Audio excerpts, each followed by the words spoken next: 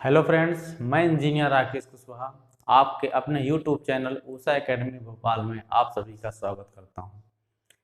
Education से related कोई भी चीज़ की जानकारी के लिए हमने ये चैनल बनाया है, जिससे हम कोई भी जानकारी, न्यू जानकारी जो भी आए वो हम आप तक पहुंचा सकें टाइम टू टाइम।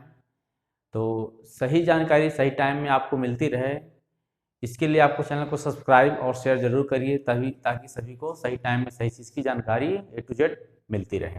तो आज हम अपने वीडियो के माध्यम से आज आपको बताएंगे कि अपने इंडिया में कुछ स्कूलें ऐसी हैं कि जहाँ से पढ़ने के बाद आप अपने बच्चों की लाइफ अच्छी बना सकते हैं और कम से कम पैसों में ज़्यादा से ज़्यादा बेहतर भविष्य बना सकते हैं। तो चलिए स्टार्ट करते हैं। सबसे पहले हम देखेंगे कि स्कूलें कौन कौन सी हैं। और बहुत से पेरेंट्स के मेरे पास फ़ोन आया कि RIMC है, मिलिट्री स्कूल है, सैनिक school, Navodaya school, CHS school, बहुत सी अच्छी अच्छी स्कूलें हैं जो पूरे ओवरऑल पूरे इंडिया में। इनमें आपस में डिफरेंस क्या होता है, ये स्कूलें कहाँ पे हैं, इनका एडमिशन कैसे होता है, ये सारी जानकारी के लिए आज हम आपके साथ अपना वीडियो लेके आए हैं। तो बिल्कुल अंत तक देखिए, जिससे आपको एक एक चीज़ क्लियर हो सके। तो सबसे पहले चीज़ मैं आपको बता दूं, जो कॉमन चीज़ें होती हैं कि हर पेरेंट्स के मन में एक सपना होता है कि मेरा बच्चा IIT से भी टेक करे या नीट के थ्रू MBBS करे किसी अच्छे कॉलेज से। तो ये तो कॉमन चीज़ें हैं, मैक्सिमम पेरेंट्स का सपना होता है और 99% लोग जानते भी हैं। लेकिन बहुत से, ये जो मैं आज बताने वाला हूँ उसमें से सिर्फ मैं 30-40% ही पेरेंट्स जानते हैं। और मैं चाहता हूँ कि ये जानकारी सभी को होनी चाहिए, क्योंकि यदि हम अच्छे स्कूल से एजुकेशन लेते हैं तो विश्वास करिए कि आपको आगे कोई ज़्यादा प्रॉब्लम नहीं होगी। आप चाहे IIT की तैयारी करें, चाहे नीट की तैयारी करिए, चाहे UPSC करिए, कोई भी एग्जाम की तैयारी करिए जिससे आपको आसानी से सफलता मिल सकती है। तो कुछ स्कूलों में आज आपको बताऊंगा। ये स्कूल तो ऐसी हैं कि जिससे आप अच्छी से अच्छी लाइफ और कम से कम पैसे में बना सकते हैं। तो चलिए अभी स्टार्ट करते हैं। सबसे पहले हम देखते हैं RIMC। RIMC का मतलब होता है राष्ट्रीय इंडियन मिलिट्री कॉलेज। क्लियर। फिर है RMS, मतलब राष्ट्रीय मिलिट्री स्कूल, सैनिक स्कूल, नवोदय स्कूल, और CHS ये IIT BHU, Banaras Hindu university के सेंट्रल हिंदी स्कूल। क्लियर। तो सबसे पहले हम देखेंगे पॉइंट नंबर ऑफ स्कूल, कौन से स्कूल कितनी हैं ओवरऑल पूरे इंडिया में। तो RIMC स्कूल पूरे इंडिया में सिर्फ एक ही है, देहरादून में। क्लियर। मिलिट्री स्कूल पूरे इंडिया में सिर्फ और सिर्फ 5 हैं, जो एक अजमेर में है, एक बेलगांव में है, एक बेंगलौर में है, एक चैल में है, एक धौलपुर में है। क्लियर। और इसमें 31 स्कूल हैं सैनिक स्कूल में। ओवरऑल पूरे इंडिया में हर स्टेट में एक स्कूल है। और कुछ स्टेट जो बड़े स्टेट हैं, जैसे यूपी है, हरियाणा है, महाराष्ट्र है, कुछ बड़े बड़े स्टेट है जहाँ पे 2-2 स्कूलें हैं। क्लियर। और नवोदय स्कूल ओवरऑल पूरे इंडिया में 61 है, 661, जिसमें से अगर हम बात करें हर स्टेट में स्कूल हैं ये। जैसे MP की बात करें तो MP में 53 अप्रॉक्सीमेट स्कूलें हैं Navodaya school. Navodaya school approximate हर डिस्ट्रिक्ट में एक है, कुछ ब्लॉक लेवल पे भी हैं। तो इस तरीके से पूरे इंडिया में 661 हैं। क्लियर। CHS स्कूल एक है, जो CHS स्कूल गर्ल्स के लिए अलग होती है और बॉयज़ के लिए अलग है। सेंट्रल गर्ल्स स्कूल और सेंट्रल हिंदू बॉयज़ स्कूल, ये IIT BHU में है। बनारस हिंदू यूनिवर्सिटी में ये एक ही है आपके बनारस में। क्लियर। चलिए पहला पॉइंट क्लियर हुआ। दूसरे देखिए क्लास। अब हम बात करते हैं कि किस क्लास में, ये स्कूलों में किस क्लास में एडमिशन होता है। जैसे हर स्कूलें होती हैं कि किसी भी स्कूल में किसी भी क्लास में एडमिशन ले लेती हैं, ये स्कूल ऐसी नहीं है। ये स्कूल के एडमिशन के लिए आपको एंट्रेंस पेपर देना पड़ता है और इसमें क्लास फिक्स है। जैसे देखिए RIMC के लिए सिर्फ 8th क्लास के लिए पेपर दे सकते हैं आप। क्लियर। तो जो 8th क्लास में आप पेपर देंगे तो ये डिपेंड करता है कि आपका बच्चा, अब दिमाग में आपकी बात आती है कौन सी क्लास में बच्चा आपको पढ़ रहा है। तो आपका बच्चा, ये जो बच्चा 6th, 7th और 8th क्लास में पढ़ रहा है वो बच्चा फॉर्म भर सकता है। अब इम्पोर्टेंट है एज। ठीक। तो एज के लिए मैं आपको बता दूं, जिस बच्चे की एज 2 13 ईयर, जो बच्चा 11 हाफ ईयर से 13 ईयर के बीच का जिसका डेट ऑफ बर्थ होगा, और इसके बीच में जिस जो बच्चा आया तो वो बच्चा RIMC के लिए फॉर्म भर सकता है। तो ये 2 चीज़ इंपॉर्टेंट होती है। बच्चा इस क्लास में पढ़ रहा हो, 6 क्लास में पढ़ चुका है, जैसे 7th पढ़ रहा है, 7th पास आउट हो चुका, 8th पढ़ रहा है, और ये क्लासें हो गई। और जो बच्चा 11.5 और 13 साल के बीच में है वो बच्चा फॉर्म 8th क्लास के लिए भर सकता है RIMC के लिए।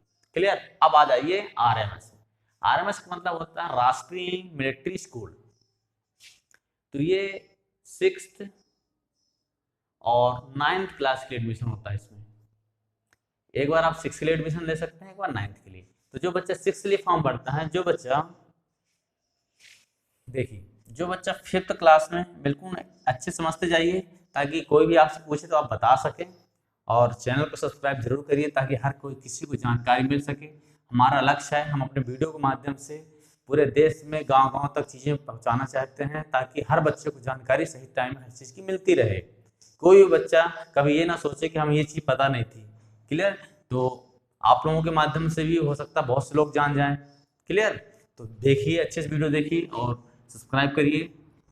5th क्लास और 6th क्लास, 2 क्लास में जो बच्चा पढ़ रहा है वो 6th के लिए फॉर्म भर सकता है, और जो बच्चा 8th और 9th क्लास में पढ़ रहा है वो बच्चा 9th के लिए फॉर्म भर सकता है। क्लियर। अब बात करते हैं एज की। देखिए, जो बच्चा 10, 11 और 12 ईयर का होगा वो बच्चा 6 के लिए फॉर्म भर सकता है, और जो बच्चा 13, 14 और 15 ईयर का होगा वो बच्चा 9th के लिए फॉर्म भर सकता है। क्लियर हुआ। चलिए अब आगे देखिए, सैनिक स्कूल। सैनिक स्कूल और मिलिट्री स्कूल में सेम प्रोसेस है। अगर हम बात करें 6th और 9th की, तो ये सेम टू सेम,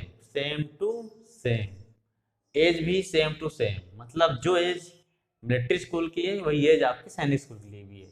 क्लियर हुआ। और एक चीज, मिलिट्री स्कूल, सैनिक स्कूल, नवोदय स्कूल, ये स्कूलें ऐसी हैं जैसे मान लीजिए अगर आप बात करते हैं क्लास 11th के लिए, ये तो 6 और 9th के लिए हो गया। अगर हम बात 11th क्लास की करते हैं, 11th क्लास की, तो 11th क्लास में भी एक क्रिटिकल कंडीशन एडमिशन होता है। किस कंडीशन में? यदि किसी वजह से किसी भी बच्चे की, स्कूल है हाई लेवल की स्कूल होती है, तो यहाँ पे यदि बच्चा अनडिसमिल पाया गया, यदि बच्चा पास ना हो पाया, वहाँ पे किसी न किसी वजह से यदि बच्चे को हटा दिया जाता है वहाँ से, स्कूल से भगा दिया जाता है, तो उस कंडीशन में जो सीट खाली हो जाती है, उस कंडीशन में आपके बच्चे को 11th में एडमिशन लिया जाता है। तो 11th के लिए कोई एंट्रेंस का पेपर नहीं होता। ये इसमें क्या है, 10th क्लास का जो आपका मार्क्स होता है, 10th क्लास का जो नंबर होता है, ओवरऑल परसेंटेज आपके, उस बेस पे एडमिशन होता है। सेम ये प्रोसेस सैनिक में भी, यही प्रोसेस आपके नवोदय में, तीनों आप मिलिट्री स्कूल, सैनिक, नवोदय, तीनों कंडीशन में आपके लिए 11th में एडमिशन यदि सीट खाली है और 10th में के परसेंटेज बेस एडमिशन होता है। क्लियर। चलिए अब आ जाइए नवोदय स्कूल में किस क्लास। नवोदय स्कूल का भी सेम सिस्टम है, 6th और 9th, इसकी भी सेम कंडीशन, एज है, same condition, same to same पूरा है। लेकिन इसके लिए आपको कुछ कंडीशनें हैं जो मैं आपको स्पेशल बता दूं, जैसे क्लास के लिए और एज के लिए ये तो क्लियर है, लेकिन यहाँ पे एक चीज प्रॉब्लम है, जैसे जो बच्चा जिस डिस्ट्रिक्ट से पढ़ रहा है, अब कौन बच्चा कहाँ से बिलोंग करता है वो जरूरी नहीं हो सकता है। कुछ जो बच्चे सतना से बिलोंग कर रहे हैं लेकिन बच्चा भोपाल में पढ़ रहा है, तो मैं बता दूं जो बच्चा 3rd, 4th, 5th क्लास जिस स्कूल से पढ़ता है, जिस डिस्ट्रिक्ट में पढ़ता है, उसी डिस्ट्रिक्ट में जो नवोदय स्कूल होती है उसी स्कूल के लिए अप्लाई कर सकता है वो। क्लियर हुआ। तो ये चीज नहीं सोचना कि आप सपना से हैं, जैसे भोपाल में अगर बच्चा 3rd, 4th, 5th भोपाल में पढ़ा है तो भोपाल के नवोदय स्कूल में फॉर्म भरेगा वो। क्लियर। तो ये चीजें नवोदय स्कूल के लिए कुछ अलग है, तो इसके हिसाब से चीजें आपकी क्लियर हो गई। बाकी क्लास और एज भी सेम टू सेम है, और आपकी ये जो बच्चा जिस क्लास में पढ़ रहा होगा ये भी क्लियर होगा। 11th के लिए भी सेम प्रोसेस वही 10th के बेस पे होगा। क्लियर हुआ। इस तरीके से आपने देखा मिलिट्री स्कूल, सैनिक स्कूल, नवोदय स्कूल का तीनों का प्रोसेस एक जैसा है, बस नवोदय पर जो डिफरेंस था मैंने बता दिया आपको। अब आ जाइए CHS स्कूल में। CHS स्कूल में क्या है, इसका भी 6th और 9th और 11th में लेकिन यहाँ पे क्या, तीनों स्कूल के लिए, 10th बेस पे नहीं, तीनों स्कूल के लिए एंट्रेंस का पेपर होता है। जैसे मिलिट्री स्कूल, सैनिक स्कूल, नवोदय स्कूल 6th और 9th के लिए एडमिशन होते हैं, एंट्रेंस का एग्जाम होता है, और उसी तरीके से यहाँ पे तीनों क्लास के लिए एडमिशन होगा। और जहाँ बात हम करें क्लास की, तो क्लास आपके ये 5th 6th वाले बच्चे 6th के लिए भर सकते हैं, 5th 6th क्लास जो बच्चा पढ़ रहा है, जो बच्चा 8th और 9th पढ़ रहा है, जो बच्चा 10th और 11th पढ़ रहा है, 11th के लिए, 9th के लिए और 6th के लिए। एज की बता दें तो एज आपका 6th और 9th के लिए सेम टू सेम रहेगी एज, जो एज आपकी यहाँ पे है वही एज यहाँ भी रहेगी। बस 11th के लिए आपकी एज रहेगी मैक्सिमम 18 ईयर, मतलब स्टूडेंट जो हैं 18 ईयर से बड़े नहीं होने चाहिए, 18 साल के ऊपर नहीं होना चाहिए 11th क्लास के लिए। उम्मीद करता हूँ यहाँ तक चीज़ें क्लियर हो गई होंगी आपकी। ये बहुत इम्पोर्टेंट वीडियो है, आप सबको ही इसको देखिए, शेयर करिए, क्योंकि हमें सबसे यही प्रॉब्लम रहती है मैक्सिमम पेरेंट्स को कि एज क्या होनी चाहिए, डेट ऑफ, और बच्चे का डेट ऑफ बर्थ कैसे होना चाहिए, बच्चा हमारा कौन सी क्लास में पढ़ रहा है। जो आपके मन में जो भी डाउट आता है, तो आज मैं अपने वीडियो के माध्यम से सारे डाउट आपको एक साथ क्लियर कर दूंगा। तो इसलिए बिल्कुल अंत तक बने रहिए, देखते रहिए। अब हम बात करते हैं, चीज़ें तो क्लियर हो गई, तो अब हमें ये पता होना चाहिए कि कब इसका फॉर्म कब आता है, इसका डेट कब होता है, एग्जाम डेट कब होते हैं, वो चीज़ हम देखते हैं अब। ठीक है, चलिए एग्जाम फॉर्म, आरआईएमसी के एग्जाम फॉर्म। देखिए आरआईएमसी के जो पेपर होता है, ये पेपर 2 बार होते हैं। तो इसके 2 बार, एक बार होता है पेपर आपका जून में, दिसंबर और जून।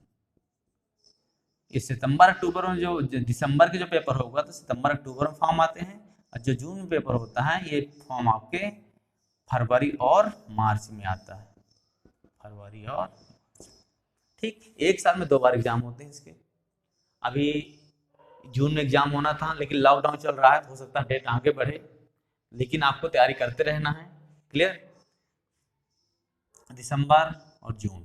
ठीक, अब आ जाइए मिलिट्री स्कूल के लिए। मिलिट्री स्कूल के लिए भी सितंबर और अक्टूबर मंथ में आते हैं एग्जाम फॉर्म, इसका भी सितंबर और अक्टूबर मंथ में आता है फॉर्म, और नवोदय स्कूल के भी सितंबर अक्टूबर।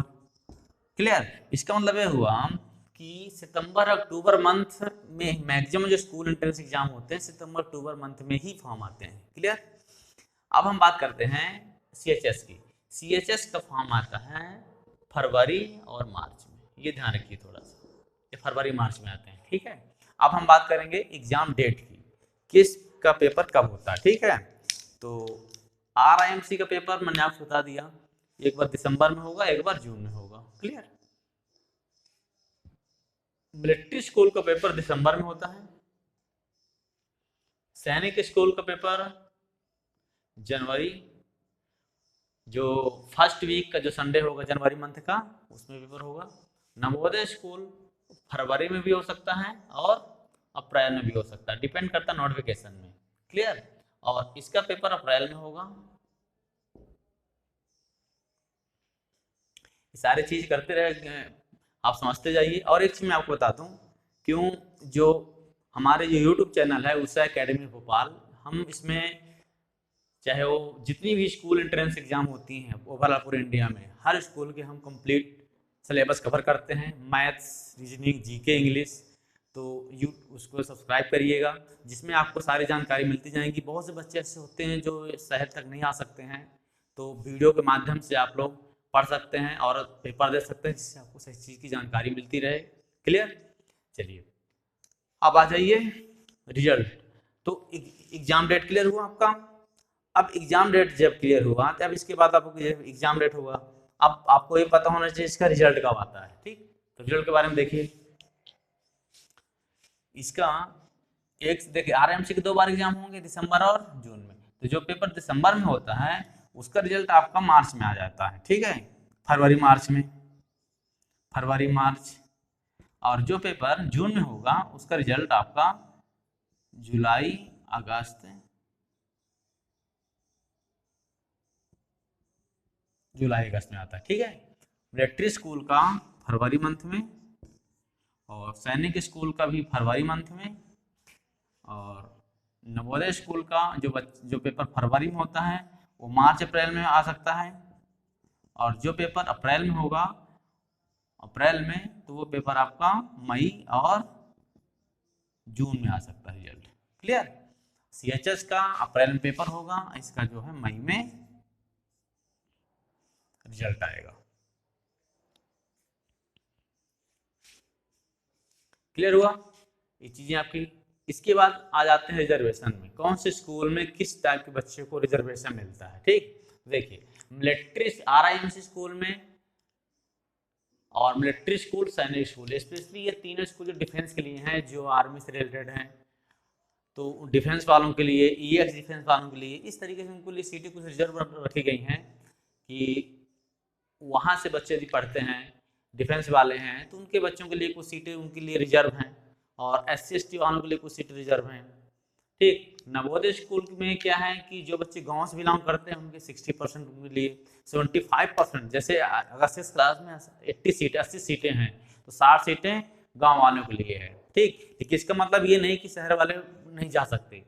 अभी पिछले साल हमारी कोचिंग से भोपाल के नवोदय स्कूल में हुआ बच्चे का, तो ऐसा नहीं है, बच्चे यदि मेहनत करते हैं तो उनका हो जाता है। ठीक, ऐसे मिलिट्री सैनिक स्कूल का है, मैंने बताया डिफेंस के लिए सीटें रिजर्व हैं, लेकिन इसका मतलब नहीं कि सिविल वाले नहीं हो सकते। अभी सैनिक स्कूल में सिविल वालों का भी हुआ है।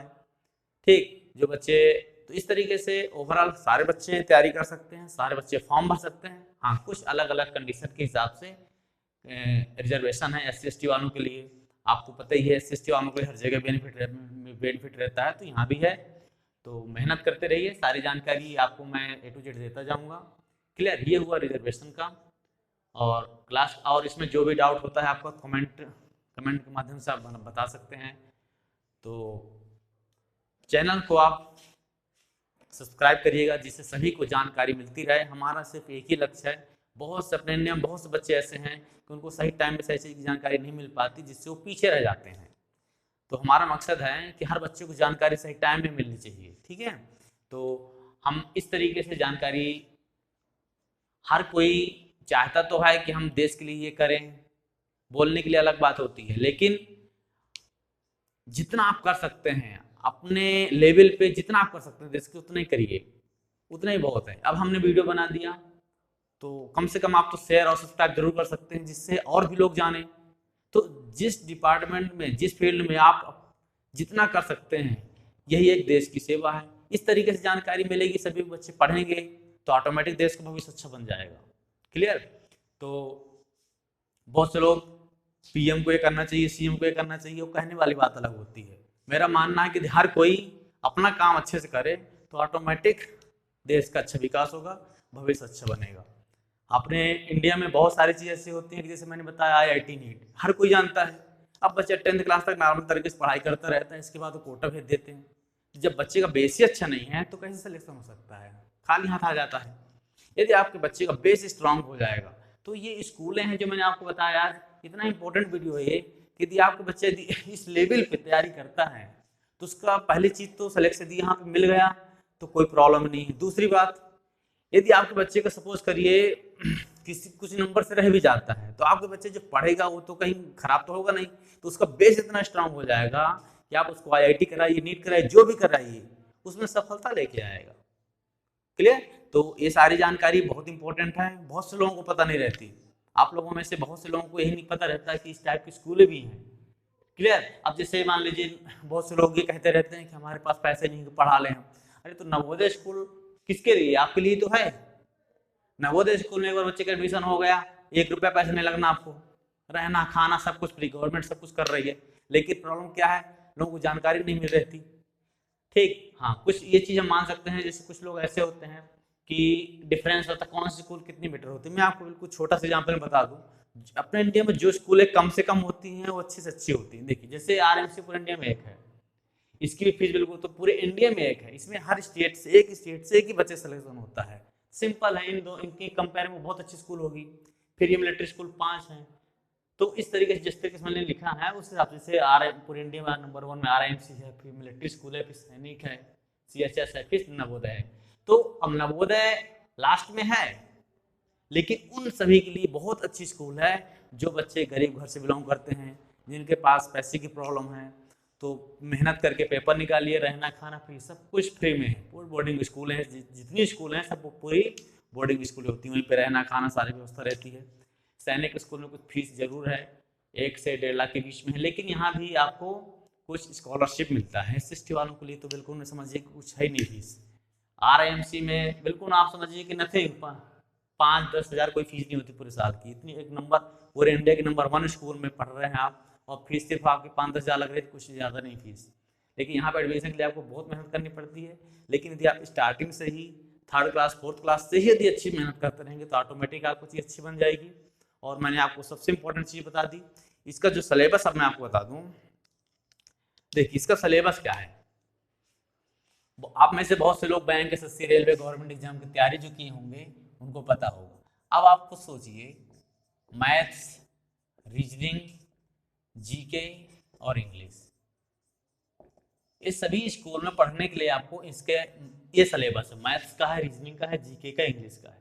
अब आपको पता है कि ये सारा सिलेबस गवर्नमेंट एग्जाम के लिए होता है, तो आप खुद एक बार सोचो, यदि आपका बच्चा 3rd क्लास से ही इस लेवल की तैयारी करता रहेगा तो उसका फ्यूचर कहाँ से कहाँ होगा, आप खुद सोच सकते हैं। चीज़ मुझे बताने की जरूरत नहीं है। तो ये जो सिलेबस है, ये सिलेबस यदि बच्चा अभी से 4th स्कूल लेवल में अच्छी से मेहनत कर लेगा तो उसको आगे प्रॉब्लम ही नहीं होगी। क्लियर? तो चीज़ों को समझिए। और हर किसी का सपना अलग अलग होता है। हमारा तो सिर्फ एक ही लक्ष्य मेरा कि हमने जो जानकारी प्राप्त की है सही टाइम में सही जानकारी मैं आपको देता रहूं, और इस तरीके से हर बच्चे आगे बढ़ते रहें और समझते रहें। क्लियर? Okay, thank you.